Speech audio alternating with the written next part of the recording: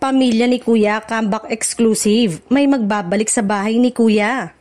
Mainit na usapan ngayon sa social media ang tungkol sa posibilidad ng pagbabalik ng isang dating pamilya ni Kuya.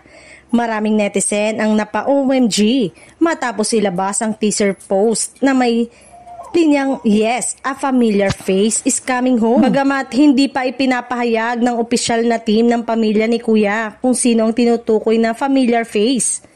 Marami na agad ang nanguhula. Ilan sa mga pangalan lumulutang online ay mga dating kontrobersyal na minamahal na housemate na minsan ang nagbigay ng matinding karisma at drama sa loob ng bahay ni Kuya.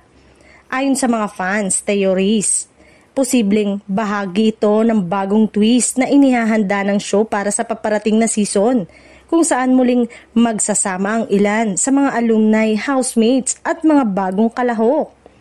Kung totoo ang balitang ito, tiyak na magiging isa na namang mainit na season ang pagbabalik ng pamilya ni Kuya.